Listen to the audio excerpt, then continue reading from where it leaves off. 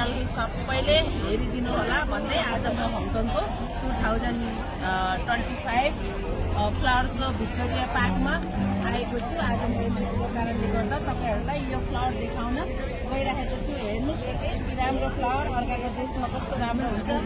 हरेक वर्ष जहिले एभ्री मार्चको 14 देखि 25 सम्म यो फ्लावर सो हुन्छ। त्यसमा चाहिँ टिकट दर $14 अनि त्यसमा सब अरु सबै ठाउँको फुलहरु होला। मेरो विचारमा जहाँसम्म लाग्छ फुलहरु एकदम राम्रो। अनि हेर्नुस् कस्तो राम्रो छ फुलहरु। यसले गर्दाखेरि म यहाँ आइपुगेको छु। तपाईहरु सबैलाई फुल देखाउन चाहे। छन त थुप्रै फुलहरु छ र पनि हेर्नु होला र मेरो च्यानललाई सब्स्क्राइब अनि कमेन्ट र शेयर गरिदिनु होला, लाइक गरिदिनु होला भन्दै मेरी गुरुङ अर्को ठाउँमा देखाउन चाहे। हङकङमा यस्तो राम्रो फुलहरु छ। यो फुलले गर्दाखेरि नै एकदम राम्रो देखिन्छ। त्यसकारणले गर्दाखेरि मलाई चाहिँ विशेष गरेर एकदम फुल मन पर्ने, फुल लभर परे म। यति राम्रो डेकोरेसन सबैले हेर्दिनु होला। ल हेर्नुस् यस्तो राम्रो छ तपाईहरु कि यति रमाइलो। अनि आज मौसमले पनि साथ दिएको। अनि सधैँ कहिले घाम कहिले पानी भइरहेको थियो।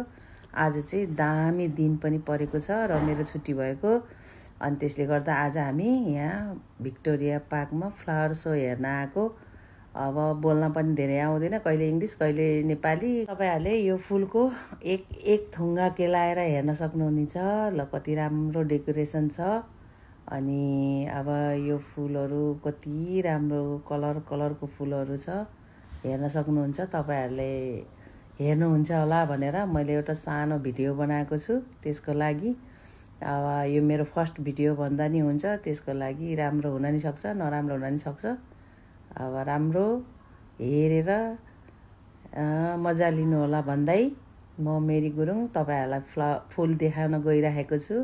ल हेर्नुस्, जहाँबाट जुन ठाउँबाट हेर्नुभएको छ कमेन्ट गर्नु होला अनि लाइक गर्नु होला।